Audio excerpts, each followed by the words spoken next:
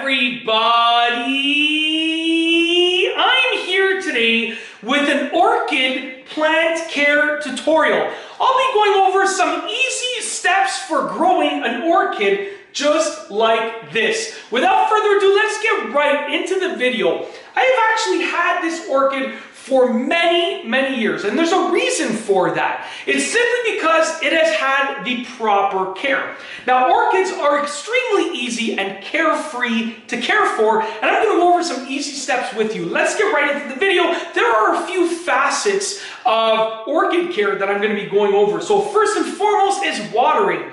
Now, believe it or not, orchids need very little water, like extremely little water. And I can't tell you exactly how often I water it, because this is what I use to know when to water. Whenever I think it needs some water, I usually wait like a few days to maybe even a week, and then I water it. So when I look at it and I'm like, you know what, it needs some water. Like right now I'm looking at it and I see that it looks like it needs some water. It looks like it's dried out a bit.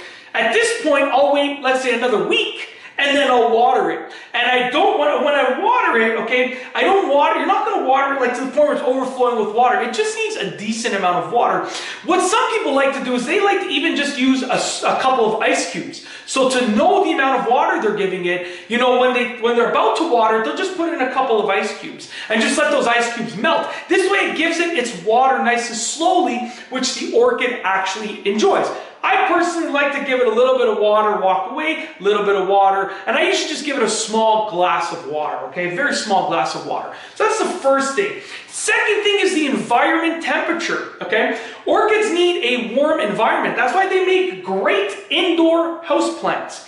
Because the general temperature that you're gonna be keeping your house at, which is probably, I don't know, 20, 21, 22, even 23 degrees Celsius, give or take, in most cases, that's going to be perfect for the orchid, okay? So basically a regular household temperature that you're comfortable at, as long as you're within that range, is going to be amazing for the orchid.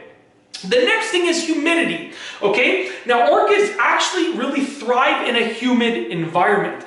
So if you have a humidifier built into your furnace system or your HVAC system, then that's going to be perfect, because that humidifier is going to be running oftentimes in the winter. In the winter times, the humidifier is going to be running if you run it properly. And then in the summertime, when it's warm outside, the orchid is going to get the humidity from the air itself. So usually as a rule of thumb, in the winter, you run your humidifier, okay, on your HVAC system. In the summer, you sort of turn that humidifier off.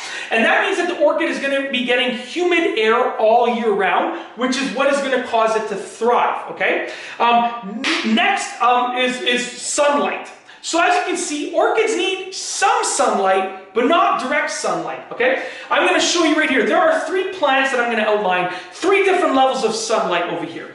We have this plant over here, which actually needs direct sunlight. That's why it's on the windowsill. It's getting direct sunlight. Now the orchid over here actually needs indirect sunlight. So it needs some sunlight. So basically what it's getting is just whatever sunlight is left after this plant gets it. A little bit of that sunlight will hit the orchid over here. And it needs, just like I said, a little bit of sunlight. It doesn't need to be placed in a window. It needs to be placed on a ground beside a window. Don't place it on the windowsill. This right here is an aloe vera plant, which actually requires indirect sunlight, which basically only the sunlight that comes in and then radiates over here is going to get to the aloe vera plant. So this is an example of direct sunlight. We have some sunlight, like very little direct sunlight, and this is indirect sunlight with virtually no direct sunlight. Just a little bit of sun will hit this just for a very small portion of the day. So basically it just needs a little bit of sunlight. I would recommend keeping it on the ground beside a window so it gets just a bit of sunlight, especially if you have another plant up here that's going to block it from getting the sun, okay? All right, last but not least are the old spikes on the orchid. I'm going to actually bring the orchid nice and close to the camera for this, but essentially on an orchid, it's going to grow spikes that are old. So spikes are going to get old, they're going to die off, and what you want to do is you want to trim those spikes close to the base. So when you see a spike is gone, you want to trim those spikes close to the base. And if you care for your orchid, what's going to happen is it's going to grow a new shoot, a new spike.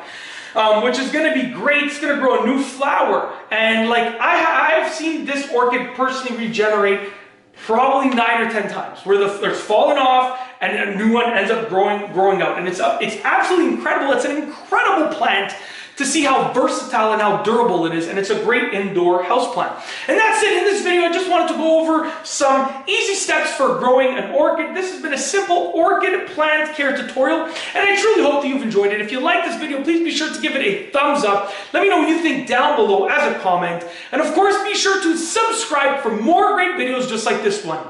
And that's all I have for you today. Thanks for watching.